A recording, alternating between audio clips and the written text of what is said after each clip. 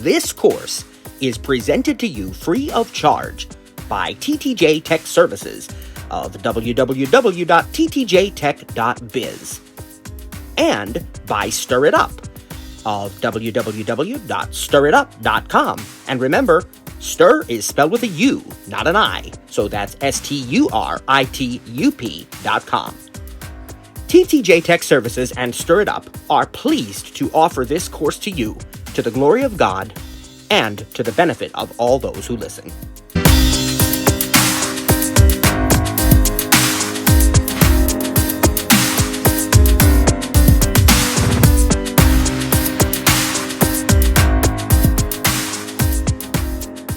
Well, glory to God. Hallelujah. Thank you, Lord. All right, folks, we are back for Voiceover In and Out today. It is time for us to talk about the mail app today a little bit, but we're not going to start there. We're going to start with a broader concept. We're going to go back to text again. We've been spending a lot of time on text throughout this course, haven't we? And we really need to, because there's so much to know about writing and editing text, how we type, how we go back and edit, how we fix spelling errors. And hopefully now we've given you enough of the tools that you can get started with doing that, so that if you are creating anything from a message to an email to a professional document, you at least know now how to make corrections, to edit with the rotor, copy and paste, and you know how to even fix spelling errors using either the misspelled words option or to manually fix it and so forth. And so hopefully you can identify and correct spelling errors in the majority of cases. And really, this is something that is so important to be able to write these quality documents. I would go so far as to say that when we are writing documents or emails or otherwise as members of the visually impaired community, it becomes even more critical because it's easy for people to fall into the trap of thinking, well, they're just blind, they can't do any better than that. Well, we certainly can, and we have the tools to do it. So it just takes practice, and we can make these corrections. But there's something else that we have not talked about yet, and that is formatting our text.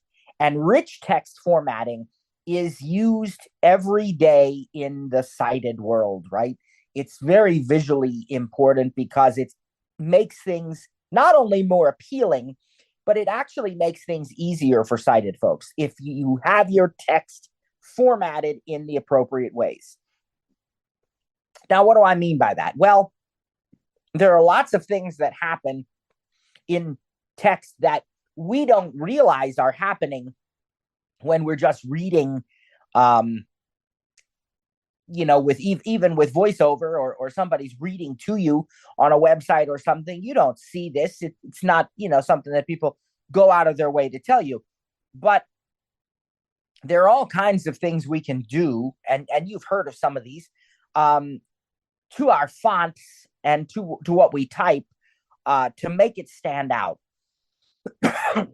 So, for example, if we are creating a document with multiple sections, we might start each section with a little introductory line, and we might put that line in a bigger font, larger font size, or we might make it bold, or we might italicize. You've heard of bold and italics, right? These kinds of things. Not only that, we might center the title of something, and for even more effect, we might change the text color. Another thing we might do is we might use, when we need to, when we're writing a series of items, we might make the use of one of the list options, like a bulleted list or a numbered list, right?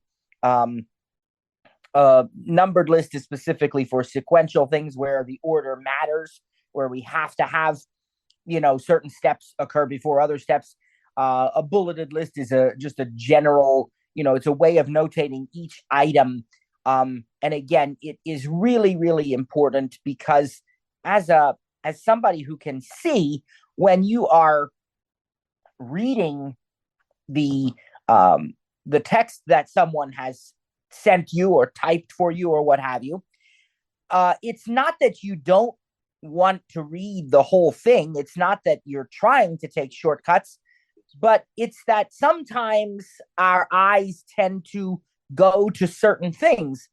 And we want to make sure that people don't miss the real key things, right? It's great if we read it all, but it's just, we really don't want to allow people to miss something that's vitally important. And sometimes it is about shortcuts because sometimes people are in a hurry, right? You need to read something real quick. And I'll go back and read it later, but I just need to get the real big points right now. So we make those stand out with bold or with bullets or what have you. And we, as the visually impaired community, we can benefit from this as well when we're reading in certain situations, but it's especially important when we're writing it so that those folks who are seeing it are going to be able to benefit from it. And this is true whether we're writing some simple communication or, you know, certainly more professional documents. If you're going out on the job market and you're going for interviews and you're writing resumes or bios, you know, which are different things, by the way. I don't know how many people knew that, because I tended to always need to write a bio. That was always kind of in the jobs that I do. You know, I'm a preacher, and so I'm a faith preacher, and sometimes I'll be a guest preacher somewhere, and they'll introduce me. They'll want an actual bio, or as a singer, I've had to have a bio so people can introduce me, or even in the tech field.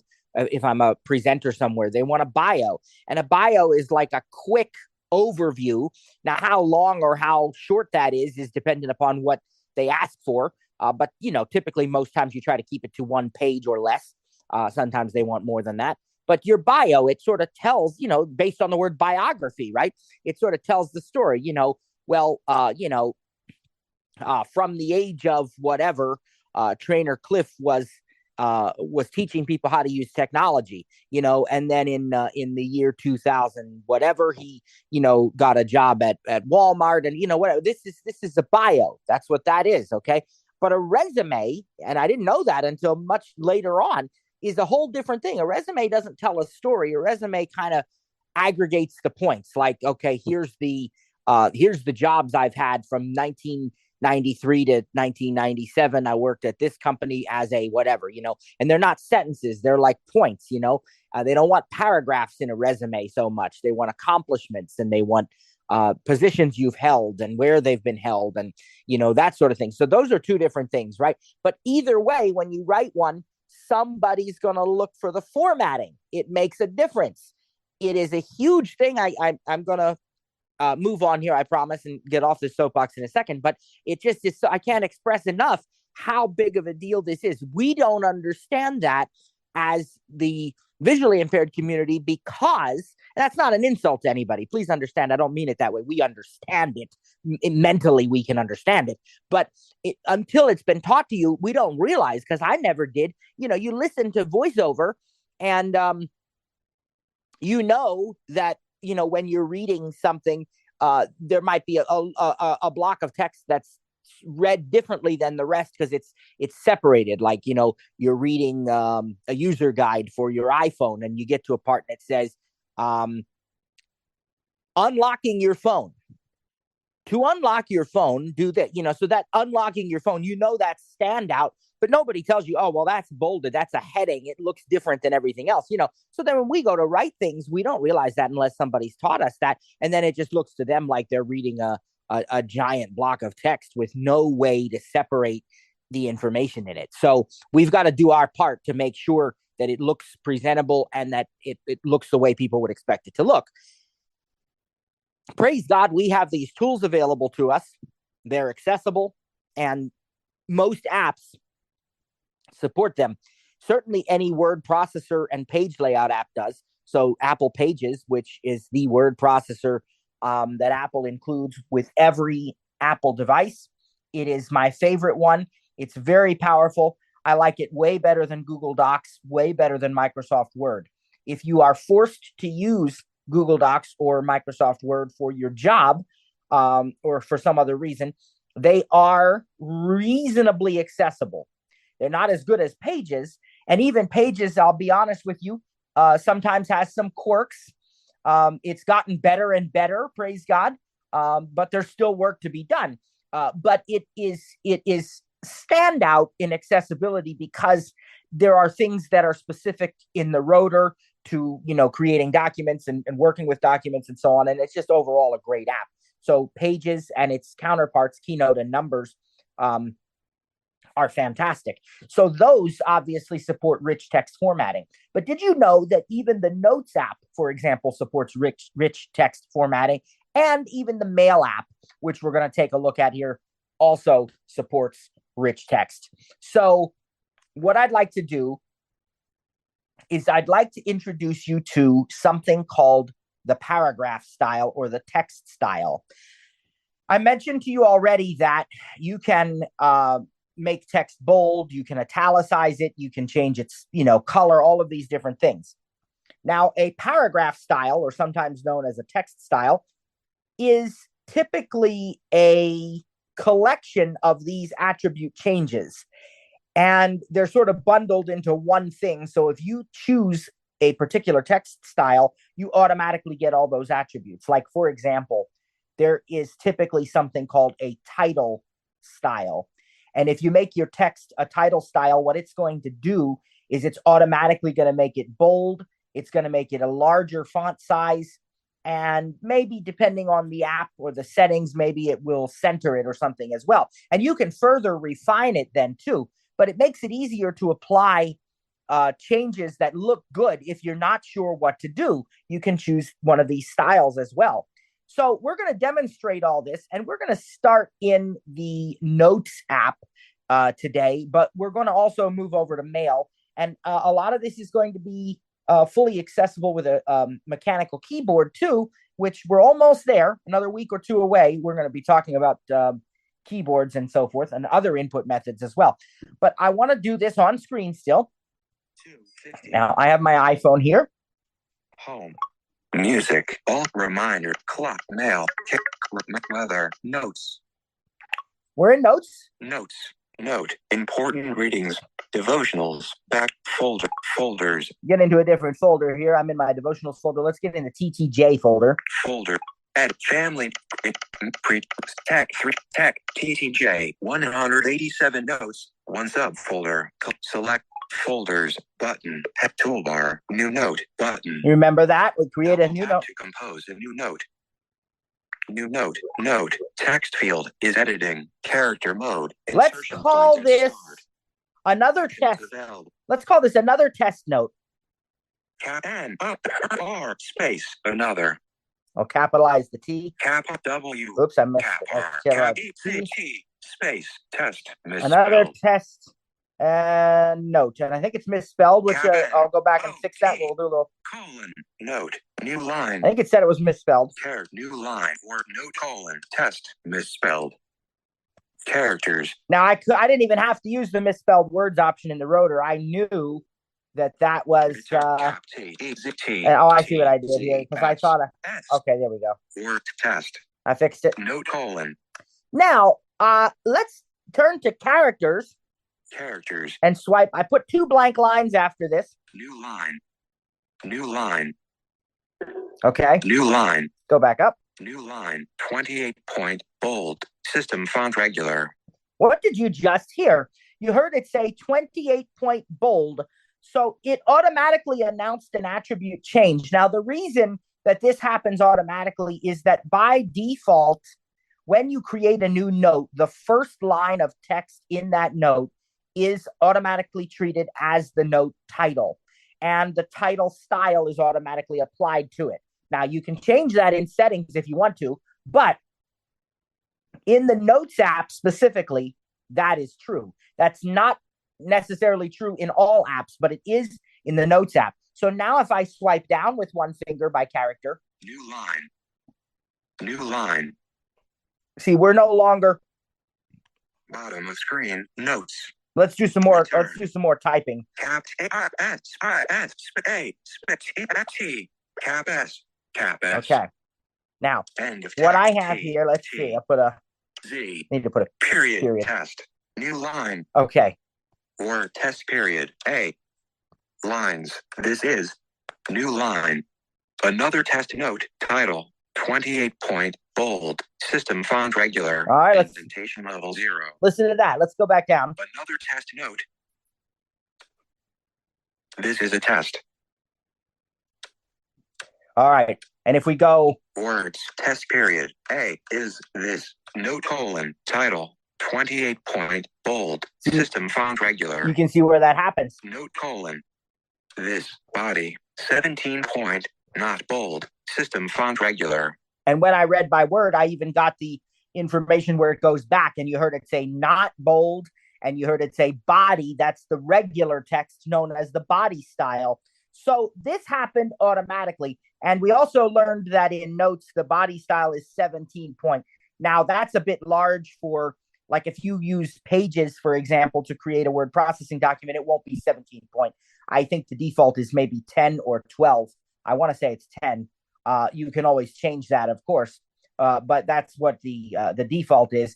And so it just depends on the app. But here in Notes, it's 17 point for the body, 28 point for the title style. And you also heard that the title style is automatically bold. But now let's continue to write some more text here. Is a test period. Care new line. Cap And we're going to say you specs you space. Good. It already filled in. Question mark. Doing new line. It already filled in some of that text. It says, "How are you doing?" We'll read that. Word line. How are you doing? Now, I want to make it say, "How are you?" I want to emphasize the you. So I want to make that word bold. So what we're going to need to do is we're going to need to select that word. Words. How are. Let's go to characters. Characters. Get right to where we need to go. Space. Not going to review that. If you need to review it, go back and listen to the recording, please, because it's vital that you understand how we're doing this. But I don't want to take the time today to go into that because we did it before. But you remember how you listen to where the cursor is. Now it's in the right place. I'm going to go to text selection. Words, lines, text selection. And I'll just swipe right to expand select. I should be in character selection. I'll just do that. Y, O, U, selected. Now we're going to turn the rotor away from text selection. Lines. And I'm going to try to touch the screen here and find the format options. Format button. Double tap. Double tap to choose a style to apply to text. Format. Format menu. Format. Hide format menu. Button. Title. Button. Heading. Button. Subheading. Button. Selected. Body. Button. Mono-styled. Button. So those are the paragraph styles, right? And that's where you could choose title or heading. If you're writing sections in your document, you might make each section a heading, and then we have body is already selected, but I'm going to do some manual formatting here this time. So let's go to the right. Bold button. Yep. Let's make it bold. Selected. Bold. Let's make it italic. Italics. Button. Italic on. Selected. Italic. Underline. Button. Strike through. Bold list. But dashed list. Numbered list. Button. Listen to all those choices. Outdent. Button. Indent. Button. And those are specifically to make like sub lists, a list within a list. You might call it a nested list too. Block quote. Button. Block quote. And that again changes the look of it. You're like quoting something, so it makes it look a little bit different, smaller than the other. Now, what some of the things they don't have in here are the actual font size and text color. The Apple Mail app does have text color, and I think it has size. And actually, the Pages app, of course, has it all because that's really robust. But the only way you change font size in the Notes app is by changing to one of these other paragraph styles. When you apply a style like title, it does make it bigger. But we've made it stand out enough, I think, by making it bold and italics. And let's just go back. Under select mono select subhead hide format menu format. Note format hide format format button. Now I'm gonna return deselect this by moving the U unselected. Okay, now let's go back and look at this here. D D space U uniform note. Whoops. Add activate. I didn't let it finish. I'm sorry. Hold on. I apologize. U uniform bold. System font regular italic. All right. Uniform bold probably made it a little confusing, but it read it that way because it's set to read the phonetic. So it was just saying uniform because it's the letter U. And then it said bold. It said italic. If we keep going. O Y space, not bold. System font regular, not italic. See, as soon as we got past or out of that section where it was supposed to be regular again, so it keeps you informed of that typically. If it doesn't, you can go into the menu and check. I'll show you that in the Pages app, but you get the idea. So let's go down here now and let's do something else. Words, doing question mark, new line. New line. All right, let's say what we're learning. Capital E space what E apostrophe E space capital E-A-N colon learning new line. What we're learning. Now I want to make that a heading. Word learn what lines text selection word what we're learning selected lines format button format menu hide format menu button. Title, heading, but selected, heading, hide format menu, button. Format, button, return, what we're learning, unselected, new line, what we're learning, heading, 22 point, bold, system font regular, indentation level 0. See that? So you have what we're learning as a heading style. So that's going to stand out to people who are reading it. Words, kept new line. Now, we're going to turn on the bulleted lists and we're going to make a list of things we're learning. Format, button.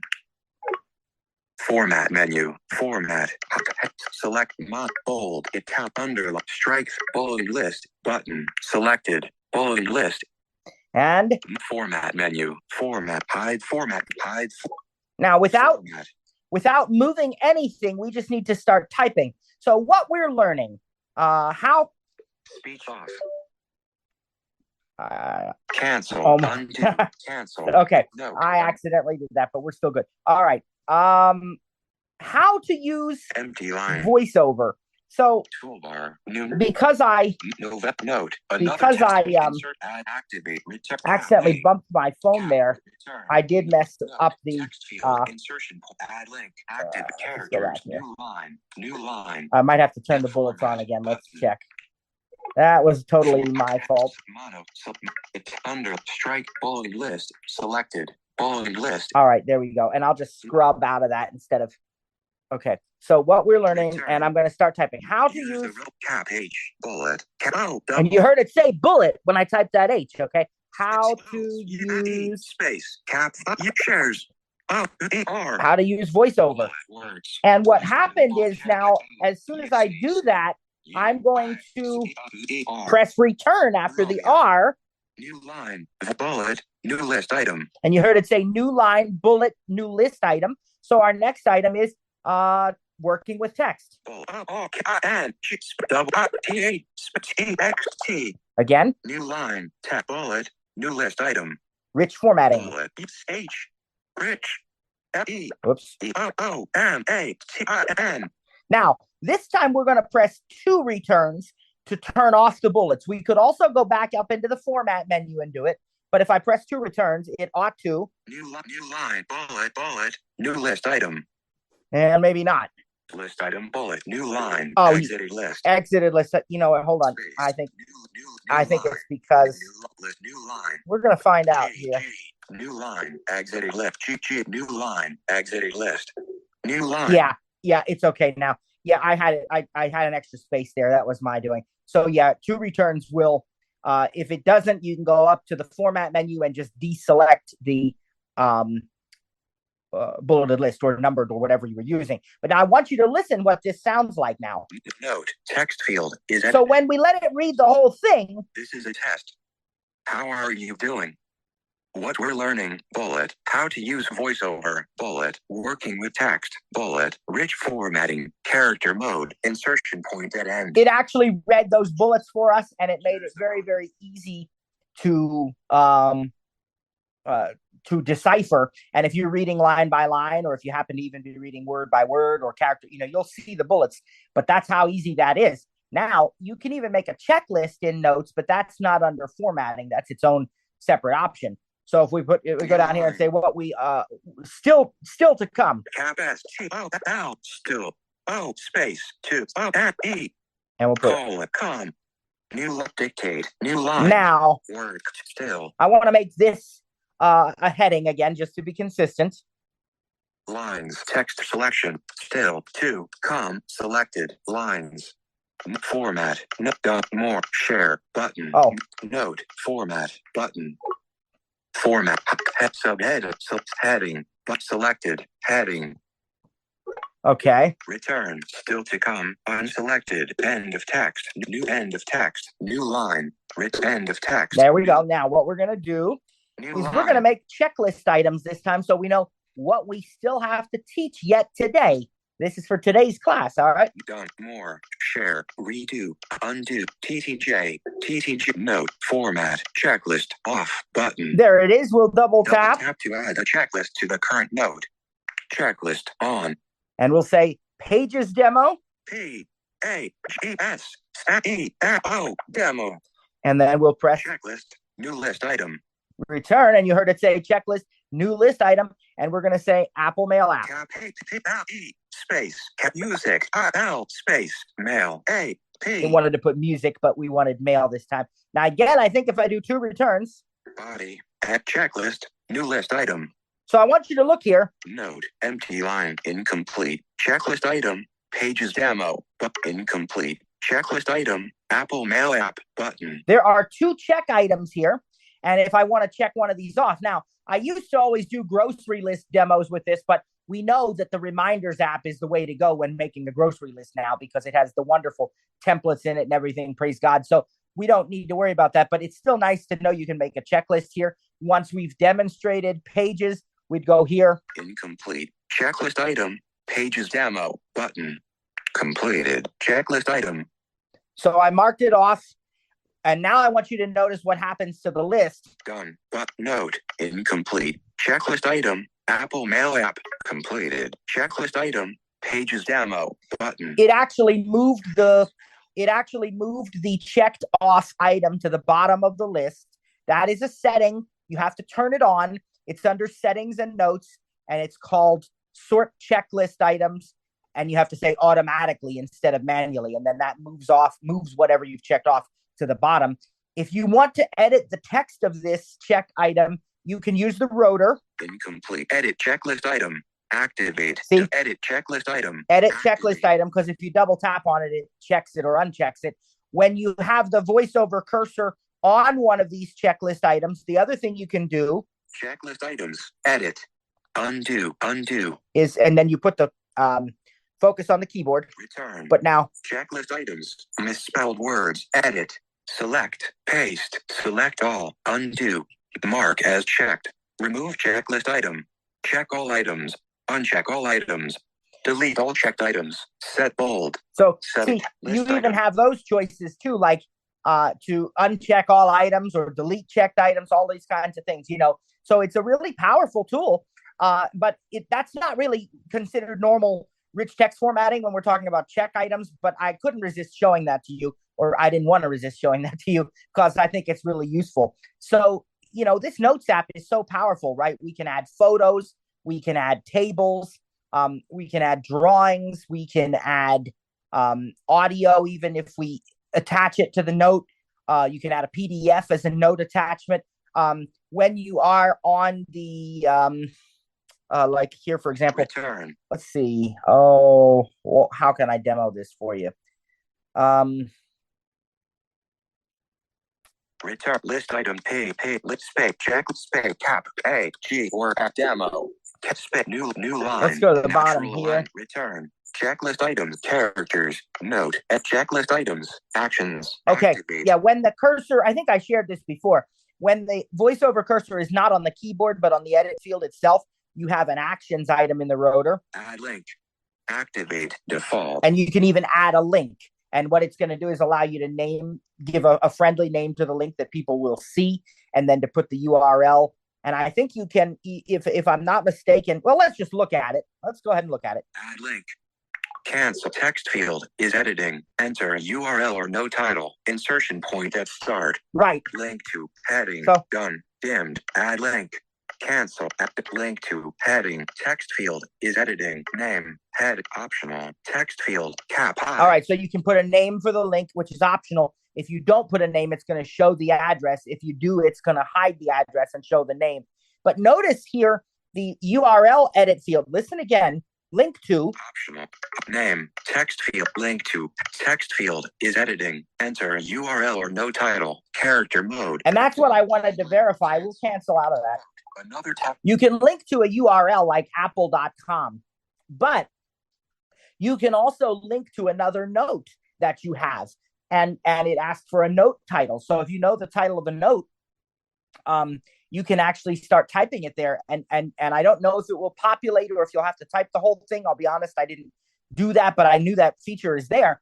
So it's really powerful. You can add links to your notes, web links, note link, all sorts of stuff. This is really great. But rich text formatting, I don't want to get too far away from that. I want to continue my rich text formatting demo here. Drag 3, activate TTJ, back button, TTJ, back button. I'm going to demonstrate with Pages now because Pages is a super powerful app. Home, search, page 1 of 8, page 2 of 8, Yelp, text support, iMove, Pages. Pages. NFB, Pages file. Now, here's the deal. We didn't teach Pages to you yet, and it's not really on the list of like extensive teaching apps in this course. However, we're going to do some demos with it, possibly in an experience lab coming up. And if you really, really want to learn Pages, and if you really want to learn it for free, you need to take our iPad course because that's where we definitely do get into Pages more extensively, and we teach a lot about it. And then if you really want in-depth Pages, we do offer paid training. Trainer Cliff and I did a cafe on it, I think, a while back too, which he still has the recording on. But I don't remember if that was Mac only or if we did both Mac and iOS on that one. But we definitely offer it paid training as well. And we offer a pretty thorough overview of it in the iPad class. I highly recommend you spend some time with it, though. As I said, we'll do a few demos in an experience lab here. But really, this app is just, I mean, it's incredible. What I'm going to do, because it's not my goal to teach you Pages today, because that's not the primary purpose of this thing, I'm not going to even, I might even just use an existing document here. Dictate, NFB, Pages, Gareth contract, holiday gift guide 2000, Halloween treasure hunt 23, Pages file, 10/28/. Okay, we'll use this treasure hunt. My family and I don't celebrate Halloween, but we do have a fall party at Halloween time, and we do dress up as fun, friendly things, you know, Disney characters or whatever, and we have some nice foods and soups and cider and different things, and we always do a treasure hunt that the kids like, and it's really for the kids. That we invited a bunch of kids. My daughter, especially now, my son's a little bit older, you know, but my daughter invites her friends over and whatever. We've done it for a number of years. And anyway, we do a treasure hunt in the neighborhood, and we hide candy in different places, and we give clues. Well, the clues have gotten more difficult as the kids have gotten older, but I have a lot of fun writing the clues. So this document is the clues from this year. And what I want is to just use this to show you how we can do some quick formatting. Document opened in reader mode. Use Magic Tap or the Edit button to exit this mode. Back button, exited reader mode. All right, now we're in our regular editing mode. More, canvas, body, Halloween clues. Once body, text feed, insertion point at start. Now, right off the bat, I'm going to assume that I did format the words Halloween clues. So let's check it out. Characters, cap H. I'm on the hotel, the H. So let's go to our format menu to see what we can learn about the H of the word Halloween. More, format, button, done, button, title, button, paragraph style, heading, title, button. Yep, it's already using the title paragraph style. You heard that for yourselves. So let's see what we have there. Font, Helvetica Neue, button, selected, bold, button, italic, underline, strike through, more text options, button. So it's not italic, but it is bold. Size, Size 30 points. Adjustable. And that is the typical Pages default for a title. Paragraph style is 30 points. Text color black 0 button. Now, I know that we were hurrying when I finalized these clues because we had a lot to do. We were making food at the same time. We had to run to the grocery store. We had to actually, my wife had to hide the candy. We were doing a bunch of stuff to get ready, last minute decorations that we hadn't quite finished. So I didn't do a whole lot of fancy stuff this year. What I would like to do is to make this a different color, but I don't have the whole phrase selected, so I'm not going to do that right now. Let's just see. Selected. Align center. Align right. See, we can even what do you call it? Center this. So let's get out of this. Canvas. And let's make sure that after the words treasure hunt or whatever. Halloween clues colon. Halloween clues. Once. Okay, now we're on a clue. And it starts with the word once. And so let's go back to format again. Numbers. More. Format. Done. Button. Font. Paragraph style. Body. Button. Yep, now it's in body style. Font. Helvetica. Bold. Button. You can see that it's not bold. Strike through. More size. 11 points. And it's 11. I said it was 10 or 12. It was right in between. It's 11 is the default. Okay. So here's what we'll do. Canvas. Return. We're going to go back and using the exact same methods we've already learned, praise God, we're going to select the text of Halloween clues. Lines. Or Halloween. Lines. Text selection. Word selection. Halloween. Clues. Selected. Bookmarks. Actions. Empty line. More. Format. Button. Done. Button. Title. Button. Font. Title. Button. So it is already title, but we're going to make some changes now. Selected. Bold. Button. Let's also make it italics. Italic. Selected. Italic. So you can see that now. Selected. Bold. Selected. Italic. Selected. Italic. So remember I said there's some work to be done with Pages. It's wonderful, praise God. There's still some work to be done. One area where there's work to be done is that it doesn't announce the attribute changes automatically like Notes does. It's really nice when it does do that. Right now, Pages isn't doing that. But that's not a big deal because you see how easy it is to go into format and it tells you. So we know now bold is already selected because it's title style, but we've now selected italic button. Italic as well. All right, let's make some other changes. Underline, strike through, more text options, size 30 points. Make it a little bigger. 35 point. All right. Size 35 points. Adjustable. Text color black 0. Button. And I want to actually change the font itself. More text. Strike under. Select font. Helvetica Noia button. Done button. Share. More info. Graphic compact. But more info. Helvetica. Selected. Helvetica no more. Origino Maru Gothic Pro and more info. Origino more. Hoffler Tech. More impact. More info. Kappa. Now, I don't know if these are all of my fonts here. I got to look how these are. Done. Share. Button. Insert object. But undo. But format. Button. More. Canvas. Body. Text. Fonts. Heading. Done. Button. Hoffler text. More info. Hoffler text. Impact. Road. Commersangum MN. More info. Kailasa. Button. Actions available. Of course, I'm not going to know what any of these look like without somebody telling me, but or Devon, more info. Kohenor or Gujarati. Kohenor Tele Menlo. Button. Miss Hoffi. We're just going to pick one. But treasures near the water source. It was reading some of my document there. Let's empty more. Body text. Fonts. Head text. Back button. Text. Go back. Font. Paragraph style. Heading. Title star. Button. Now you notice it said star after the word title. That's because we've made changes to it. And there's a button. Update. Button. If I want to make that the default every time when I use title style for this document, not all across Pages, but for this document, I can say update. But let's just go back and review. Font. Miss Hoffi. Button. There's the new font we used. We already know. Selected. Bold. Selected. Italic. How are you? Button. Underlined. Button. How you doing? Missed you. How was your day?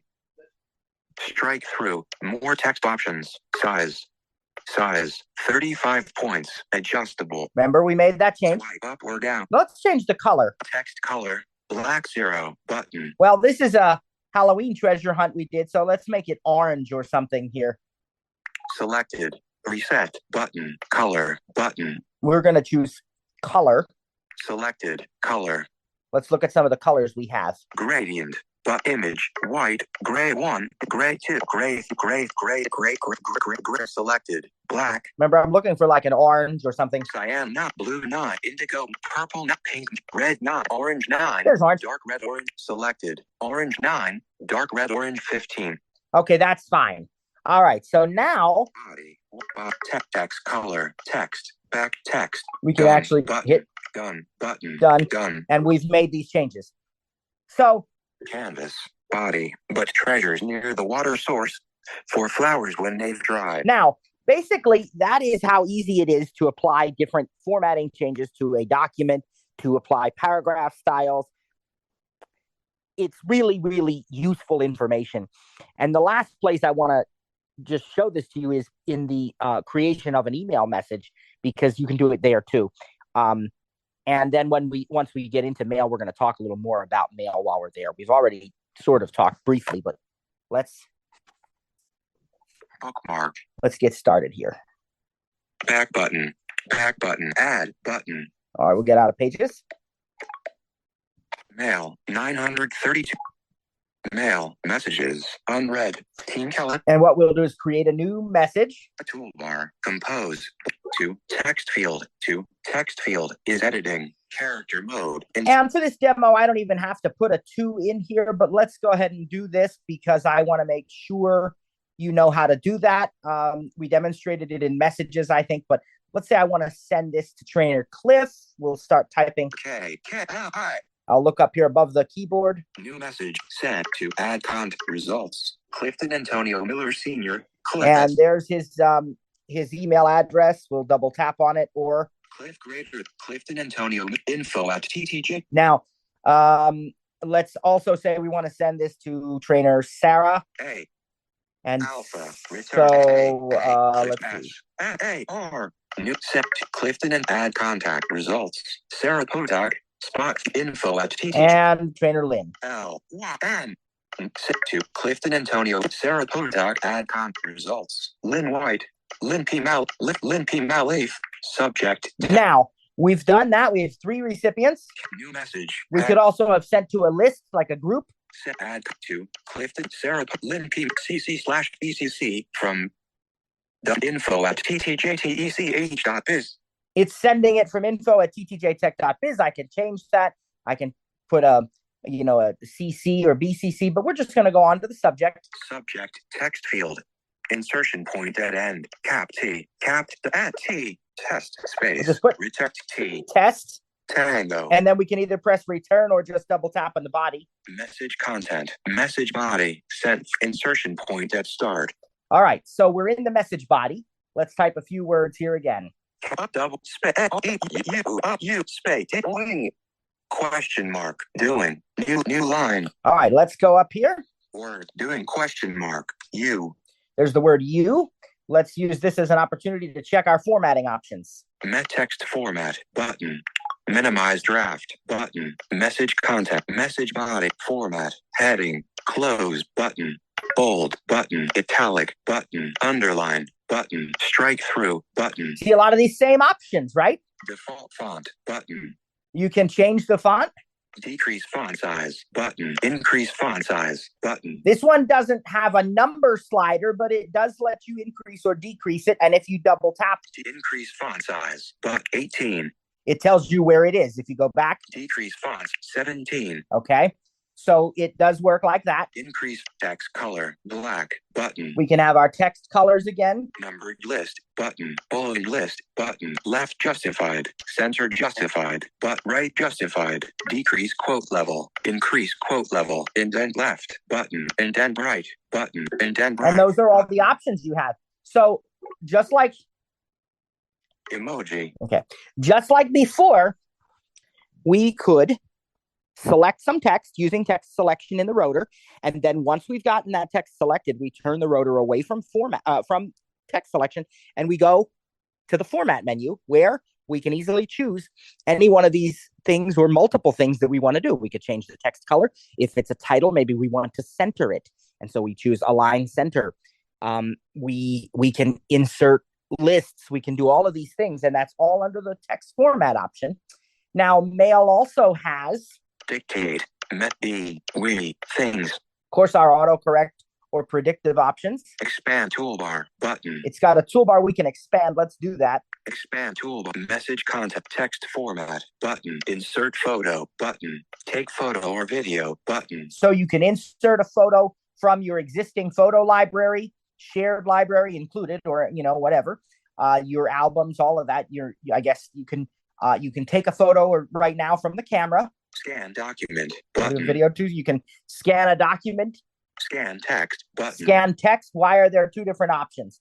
Because scan document is going to scan the actual document as an image, which doesn't mean that you can't read it, but it's just scanning it in as an image, whereas scan text is going to actually use like OCR, and it's going to make it editable, searchable text. Scan text, insert attachment button. We can insert attachment from the Files app. So this is another great way to insert an attachment into an email. The other way being to use whatever app you created it in and then say Mail, from the share menu. But this is another way to do it. If you have it saved already in iCloud Drive or something, you can go to insert attachment. Insert drawing button. And insert drawing. This is especially cool on an iPad with the Apple Pencil, but it works on the phone as well with your finger. Q. And then we're back to the keyboard. So those are some of the powerful options. We're not going to send this. Cancel, alert, delete draft button. Minimize draft, mailboxes. Okay, so we've talked about how to format text, and we already know how to edit text. Collectively, this really does provide a thorough way for you to work with text just like your sighted peers. And what I would encourage you to do, we have to learn to I believe part of independence is knowing when it makes sense to ask for help. And it's never a bad idea to have a sighted user, family member, friend, coworker, what have you, proof what you have formatted just to make sure. You can go back and some of the apps will automatically, Voiceover will announce it like Notes or like within Pages, until they update that. You got to check it yourself by going in the menus, but you can still check it very easily. It's very reliable and it's consistent and it works. So there are different ways to verify that you've done what you think you did, but it's still not a bad idea to have a sighted person, just, a pair of eyes, just looking at it to make really, really sure that it looks the way that you think that it should look. And then now, of course, we've talked about how to do this even within email messages that you're composing. Now, we have a decent amount of time here yet today. And what I want to do is I want to talk a little bit more about the Mail app while we're in the Mail app. I want to switch gears a little bit. And I want to do that because there are some other things about Mail that I'd like to share with you. And there are some other things about Mail that Trainer Cliff would like to share with you. I believe that he's here. I didn't look, but I will.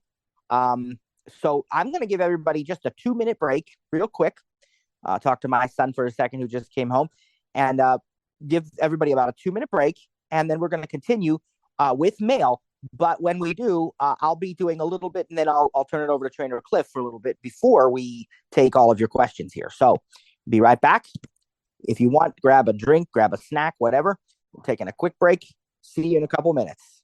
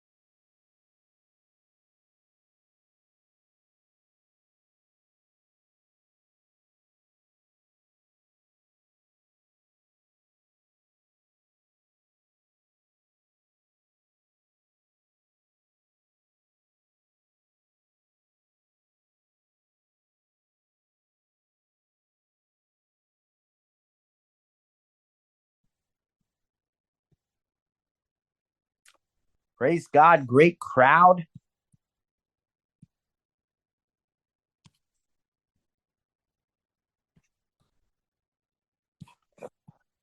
All right.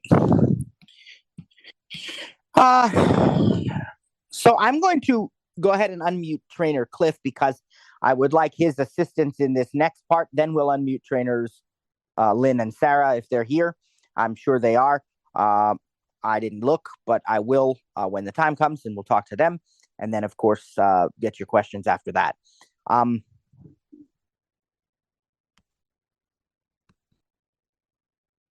right, let's get trainer Cliff here. Open. 1 of 3. Tab control. You are the co-host now.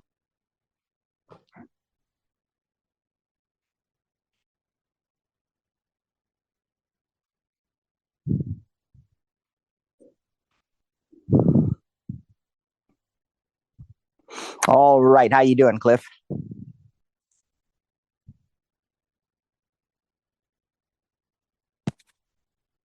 Well, he might take a minute there.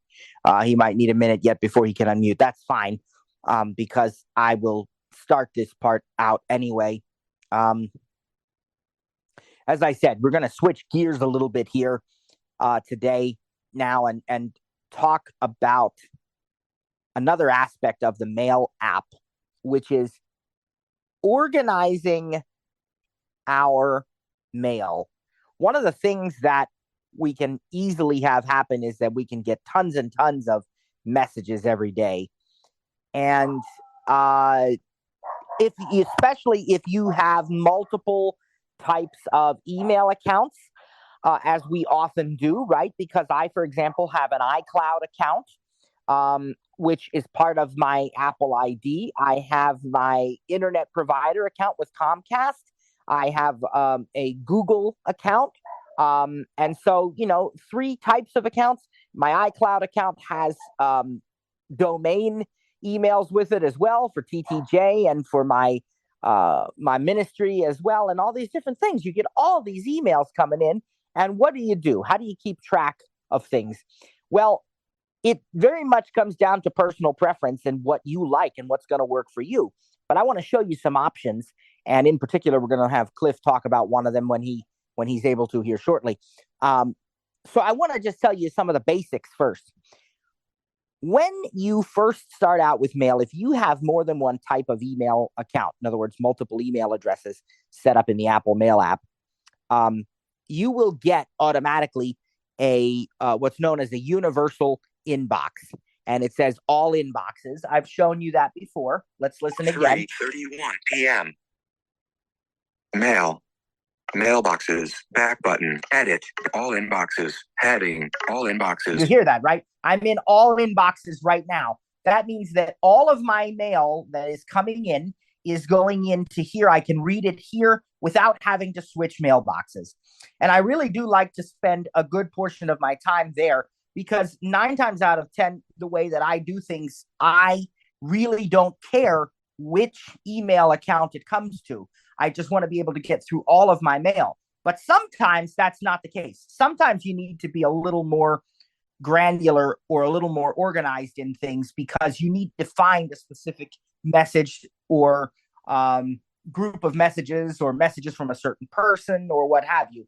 And so, of course, one of the options you have here is a search field. Edit. Mailboxes. Back button. 3:32. I'm going to double tap on the status bar to bring it up to the top. Mailboxes. Edit. All inboxes. Search. Search field. There's a search field. So if I know that I am looking for a particular message, I can do a search here. Let's double tap. Search field. Search field is editing. And I happen to know, let's say, for example, in fact, I used it in a demo the other day. I happen to know that my dad sent me a message recently. So Cap S. Let's Cappy T W A O S. I just typed his first name. Top hits. Heading. Edward Albrecht. I'm actually going to hit search. Search. Use the search results. Friend and S. Ringler. Selected. All mail. Current mailbox. Search results. Unread. Edward Albrecht. FWD, reminder. So basically, it brings up all the messages that have his name. Unread. Cheryl Edwards. But sometimes there may be other people too, and that's okay. But I knew which one I wanted. Jessica and Edward. Ringler. All right, so all these Forbes Road Conference Center. let's just look where that was. Okay, so all these have the the name Edward in some form. And if you didn't want to type a name, you could type a subject, a word that appears in a particular email. You just need to be careful when you're typing words, because sometimes those words appear in a lot of other emails that you didn't even think about. So you may end up getting way more results than you bargained for. But definitely, this is one way to narrow down and to quickly find emails. Now, I'd like to get out of this. Edward, cancel button. Mailboxes, back button. And I'd like to go back to the list of mailboxes, because right now we're in the universal inbox, the all inboxes, but I'm going to go back. Mailbox, edit button. And I apologize for whatever Chica sees outside, causing her to bark there for a minute. But she'll stop here. Or if I need to, I'll move to a different location, but I think she'll stop pretty quickly. So I want to go back to I did already now go back to the list of mailboxes, because I'd like to show you another way to find your emails in a more organized fashion. And that is through the use of what's known as smart mailboxes. Now, smart mailboxes, give me just a minute. Let me see if I can get her calmed down or go to another room. Give me just a second.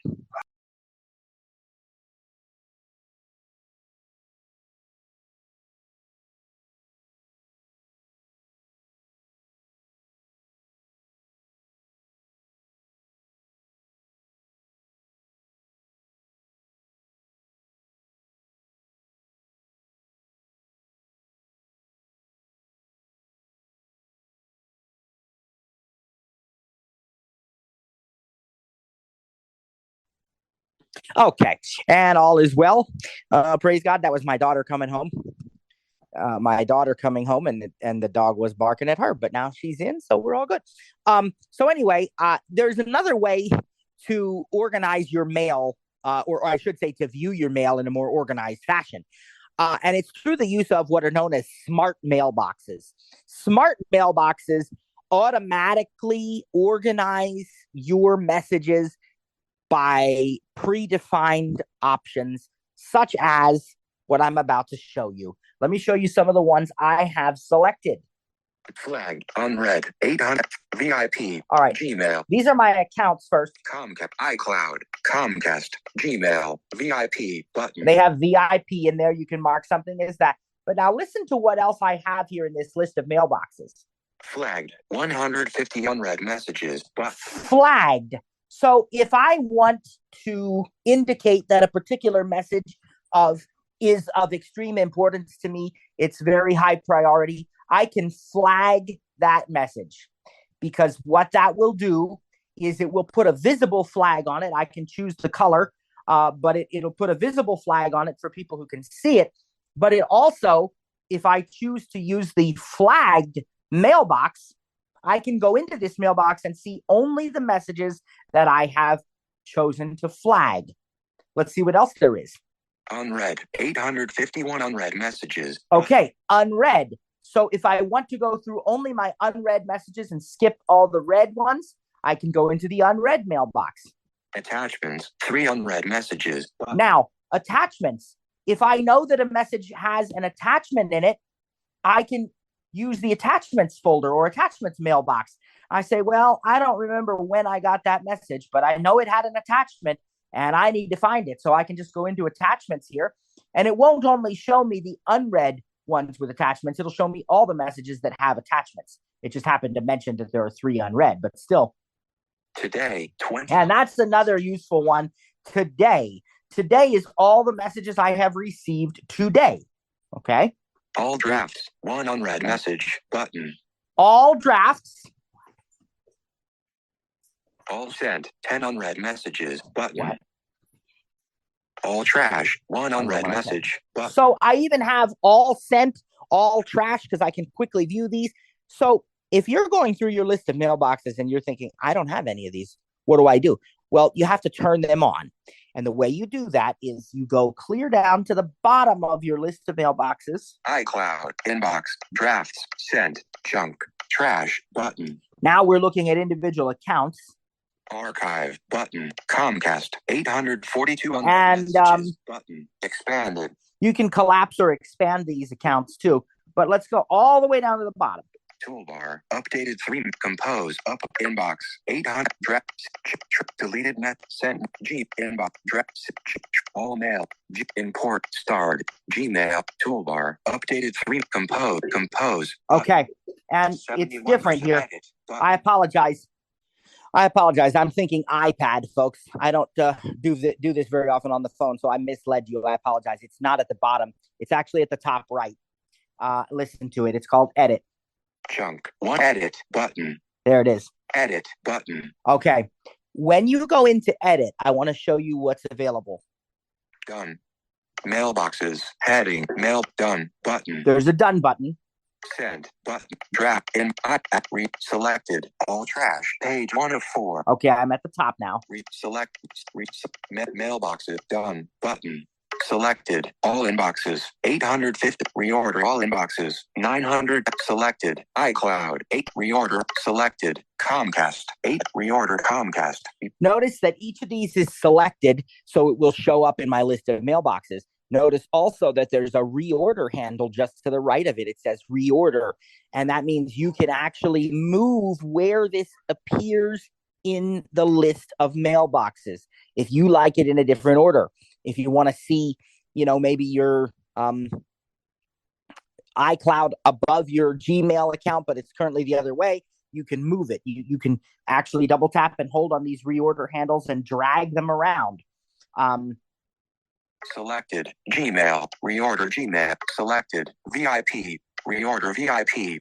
Selected. Flagged. 150 unread messages. If you find something in this list that you don't have turned on, just double tap it to turn it on and it will say selected. But it's personal preference. Not everybody wants to have, let's say, the flagged mailbox turned on. But if you're looking for some of these and they don't show up in your list of mailboxes, that's what you do. You go into edit, you locate the one that you want and double tap it to turn it on. Selected. Flagged. Reorder flagged. Selected. Unread. 800. Reorder unread. To or CC button. Notice I don't have to or CC turned on. That could show up as a separate mailbox, and I don't have that turned on. If I double tap it. Selected. To or CC. Now it's on. To or CC. Now it's off because I don't want that one on, okay? Selected. Attachments. Thread notifications. Muted threads. Selected. Today. Remind me. Button. Follow up. Button. I would actually like to turn those on. Remind me. Selected. Follow up. But selected. Follow up. All right. That's good to have turned on. They'll show up anyway in your all inboxes, but I like to have those turned on. I just didn't on my phone. So this is how you do it. You turn on any of the ones that you want. These are smart mailboxes. And at the very bottom of the screen now, this time I'm sure I'm right.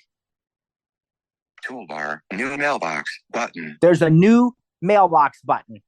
I'm questioning whether I was right on the other one, even on the iPad now, but the new mailbox button I knew was down there. That's at the very bottom of the screen. You can create your own custom named mailboxes and you choose which account they apply to. That's important, right? So you choose which account they go to, and then you can save them. You give them a name, technology, recipes, TTJ newsletters, whatever. And each one of those you can then move your messages to whenever you want to do that. If you get an email with a recipe in it, you can use the rotor, or you can long press on that message, or you can even open it up and choose the move button, and you can easily move your message to a mailbox that you have created, and it's a great way to sort and organize your mail.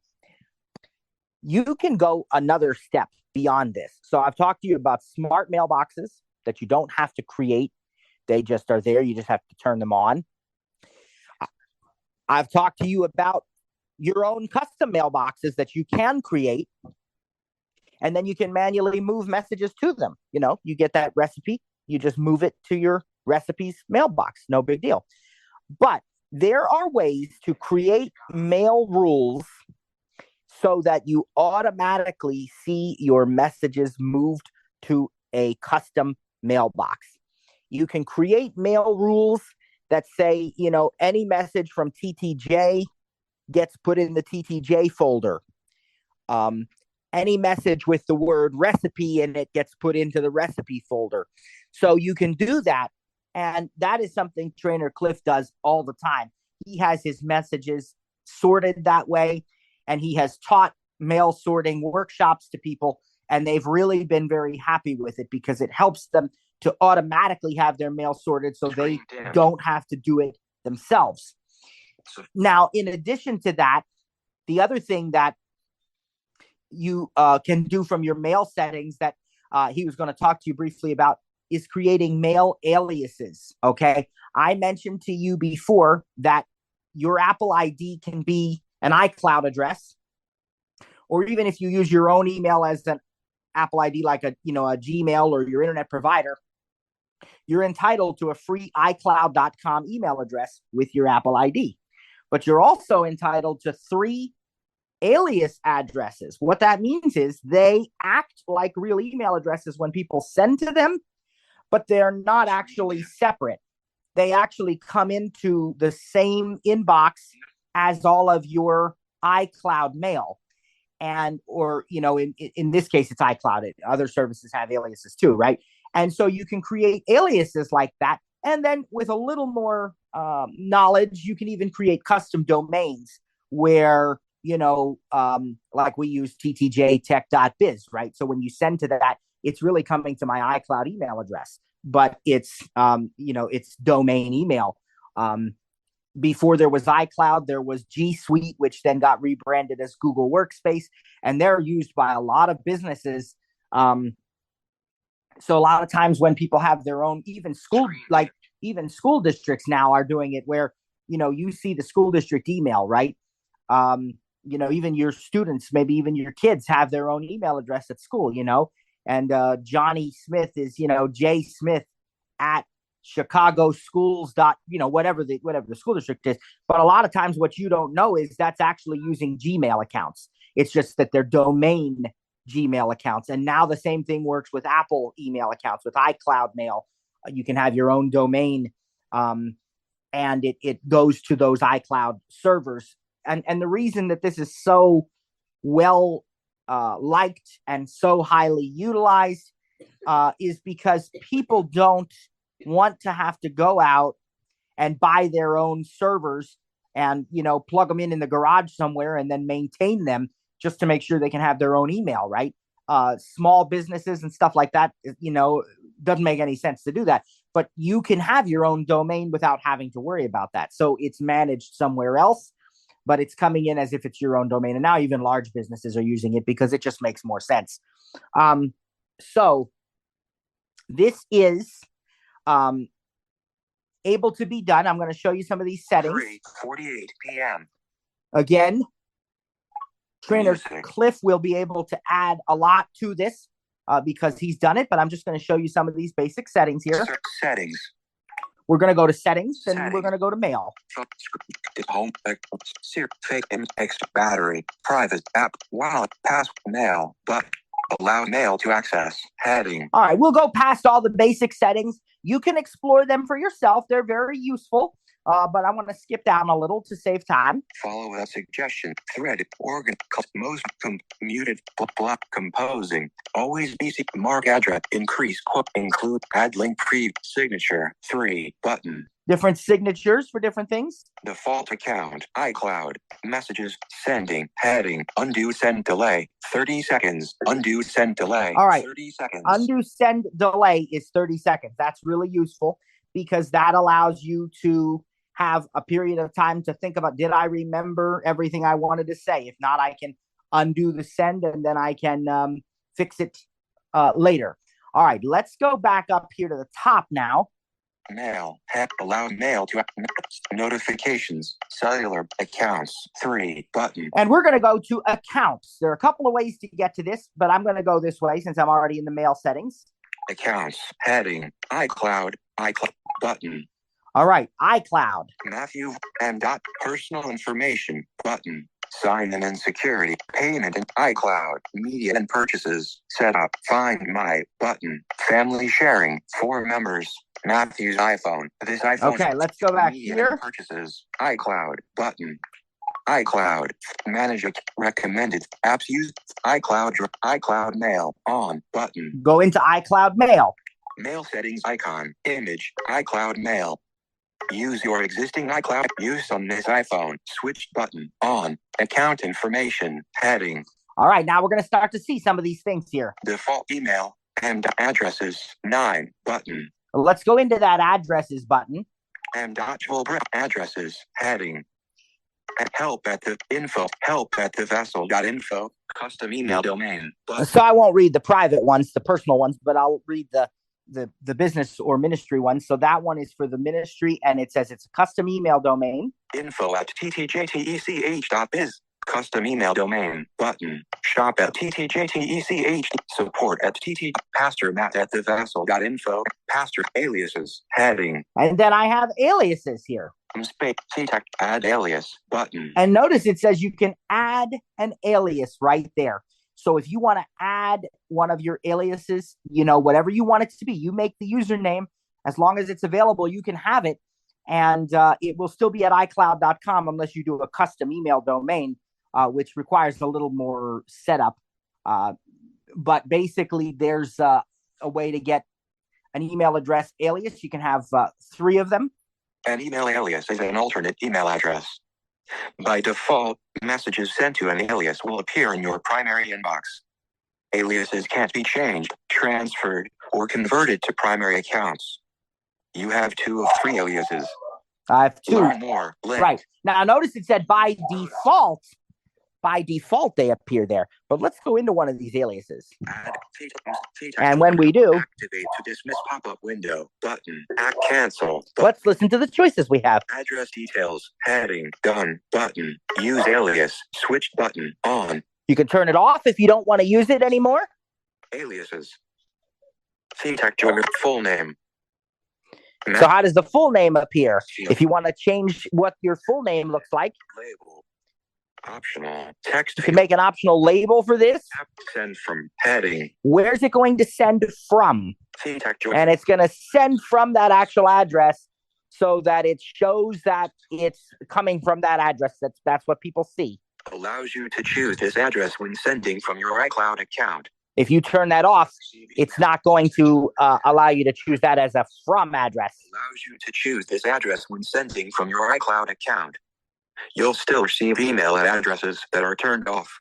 So you still receive the email, but it doesn't. That's to determine whether you want to send from that address. Delete alias button. And of course, you can delete the alias there as well. So we're going to cancel that. And then what we're going to do is we're going to go out of our list of aliases here. And we're going to go look at some of the other options we have here. Auto reply off button. Auto reply. So auto reply means that when somebody sends a message to you, they automatically get a reply. Thanks for contacting me. I'll be in touch soon. Something like that. iCloud mail rules off button. All right. Now. Mail forwarding off button. Mailbox behaviors button. Security heading. And lots more that I won't even get into right now. I want to look at, I want to talk about the mail rules just a little bit here. iCloud mail rules off button. This is really Cliff's area, so he can jump in if he's here and I'll yield the floor. But let's just. Add rule button. Edit dimmed but add only the first matching rule will be applied to each message as it arrives. It may take a few minutes for changes to take effect. Only add rule button. And if I hit add rule. Activate to dismiss pop-up. Cancel button. We know we can cancel, but let's just look what this looks like. Add rule. Heading. Done. Dimmed. Button. Rule name. Text field. Message. Is from. Button. Name or email address. Text field. So you can give the name, you can give the rule a name, and then the first thing you have message is from, and you can put in here Is from name or email address. Text. Is from what name or what email address. Action. Then what's the action? Move to folder button. Move to folder. Folder. Choose /setup button. You can choose a folder or set up a new one. Choose move to folder button. And let's look at what we have if we go into move to folder. Move to folder button. Move to trash button. Forward to button. Mark as read button. Move to folder and mark as read button. Move to trash and mark as read. Forward to an email address and mark as read. But dismiss context menu. Button. So you can have all of these different, any one of these different things, right? You can have it be moved to a folder. You can have it be moved and marked as read. You can have it be moved to the trash. You can have it be forwarded to another email address, all kinds of choices. And the first place we had was message. Cancel at dot rule name. Message is from button. Is from. There are other choices there too. Is from button. Is addressed to button. Is CC'd to button. Is addressed or CC'd to. Has subject containing button. Has listed containing button. Dismiss context menu. So all of these different options are available in your mail rules. You can see, I'm going to cancel out of it and not make any rules, but you can see that it's very, very self-explanatory. It really doesn't take that much to figure this out. And what you can do is you can create mail rules then if the message is from TTJ, automatically move to my tech folder. If the message has subject containing recipe or delicious or meal, move to my recipes folder. Whatever you want to do, these options are available to you. And basically, that's all I wanted to say about that. If Trainer Cliff is available, certainly he can jump in and add anything I've missed or correct anything I've missed because I don't use that feature. But it really is very, very self-explanatory when you look through the settings. Now, I wouldn't have had to go, I don't believe, through settings and mail to get to it because then I had to go to accounts and then iCloud. I think I could have just gone to settings and my name and then iCloud and then picked iCloud Mail. So I went an extra step, but I showed you the undo send delay and so forth. And just so you understand with undo send, when you undo the send, then you always can resend it, once you've made the changes. But it is an option. I think it's 10 seconds by default. The maximum is 30 because really what it's doing, from what I can tell, is it's just keeping it in your inbox or your outbox, for 30 seconds, and then it sends it. So lots and lots covered today. I had a question. What is strike through, or is now that's called strike through, or? Yeah, that's a good question that I'm not even sure I fully know the answer to. But let's see. I've got my daughter here. Do you already know what strike through is what it looks like? So if you think about that's not what you want anymore, you would either cross out or erase it. Oh. It looks like you're crossing it out, basically, like you're drawing a line through it. When you're putting the new lines in there, are you hitting the return twice quickly, or how are you doing that? Yes, that's how I was putting the new lines in. Okay, so you have to hit return twice, correct, to get the new line, or? Well, each return is a new line. Okay. But whenever I do what I would consider to be sections or anything that I want to format, I do typically put 2 blank lines then. When you were doing the demonstration in notes, you were adding a link to something, and that's something I've always wanted to do. And the minute you got to adding the link, you skipped over the pages. So my question is this. Once you hit add a link, are you copying and pasting the link into the field? You certainly could. That would be entirely up to you. I mean, if it's a really long link, that's going to make the most sense. And how you copy it is also up to you. Like if it's a page in Safari that you're already visiting, you can just hit share and then hit copy, and it will put the URL in the clipboard, and then you can paste it. If it's something somebody sent to you, you can typically also long press on links and then hit copy link. If it's simple, you might just type it. If I'm taking people to my own website, I know what my website is, and I know I have to put http:// in front of it, although maybe not, because probably the URL field is smart enough that it doesn't need me to do that, but I would probably just do it to be safe anyway. So I'd probably just http:// and I wouldn't bother to paste that. I would just type it. But yes, there's no reason that you couldn't copy the link from somewhere and then paste it using the rotor.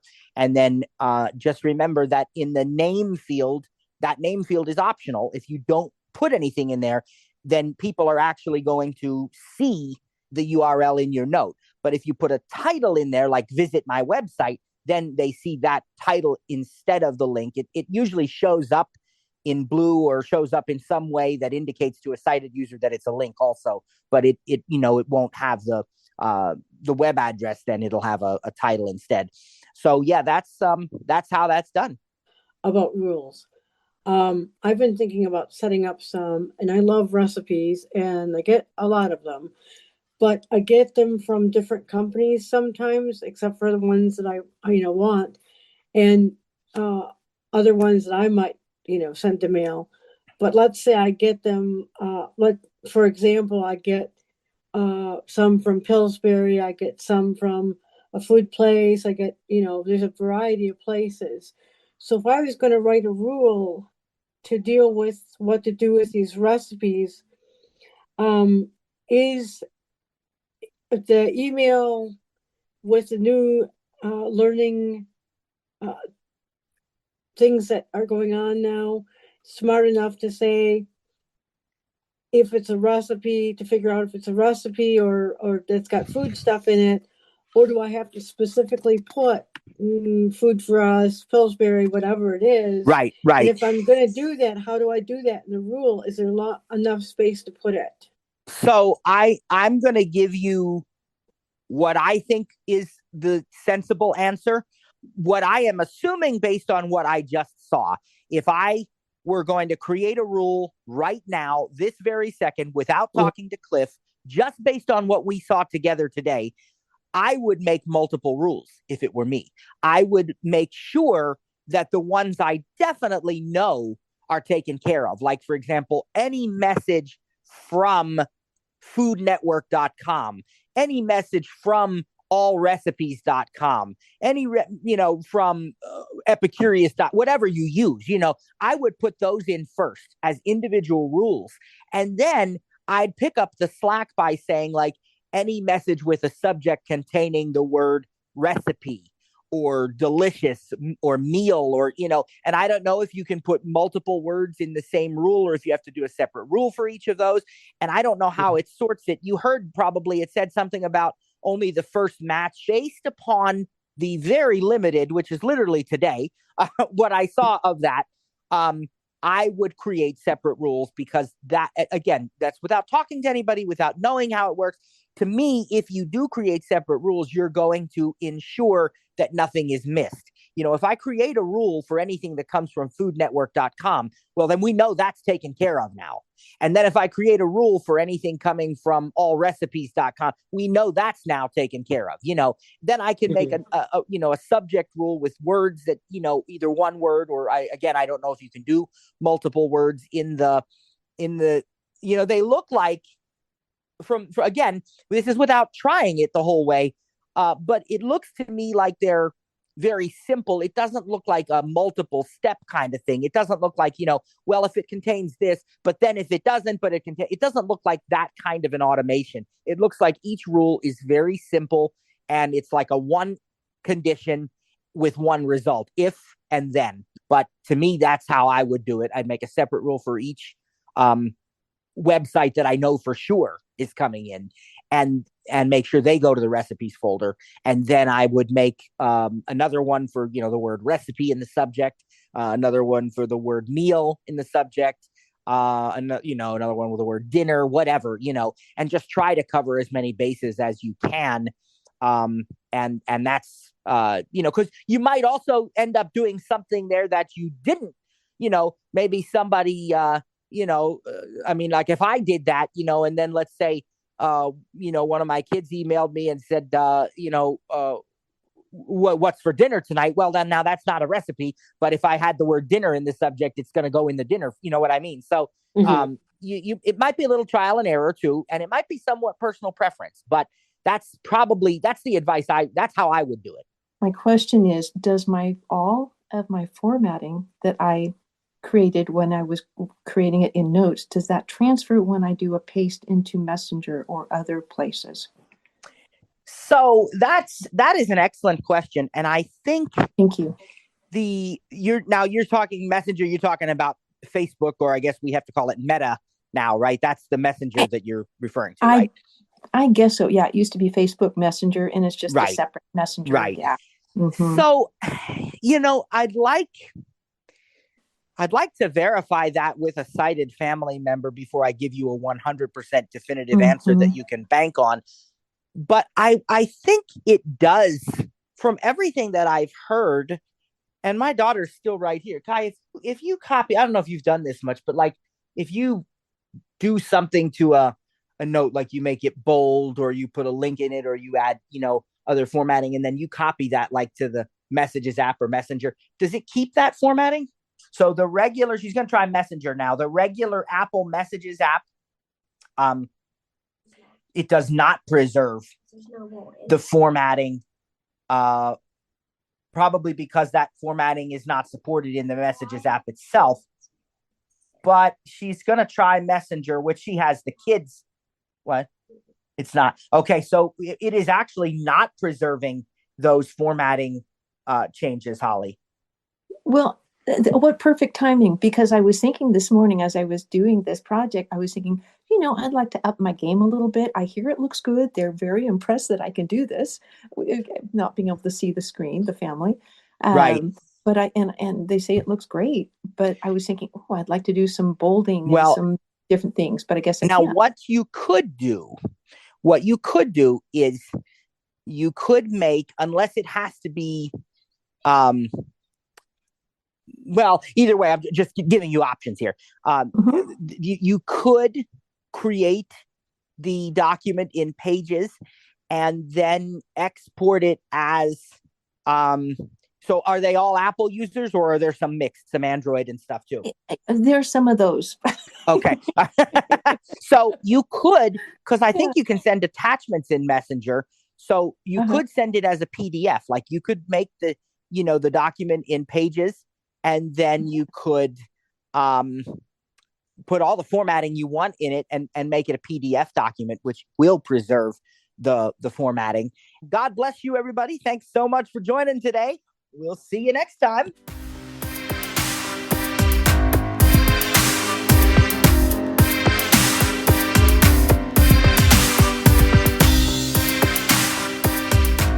We'd like to thank you again for joining Voiceover In&Out 2023. Didn't get your question answered? Need additional training? Send us an email at support@ttjtech.biz or support@stiritup.com. And remember, stir is spelled with the U. That's STURITUP.com. I'm Trainer Cliff. Thanks for joining us, and see you next time. God bless.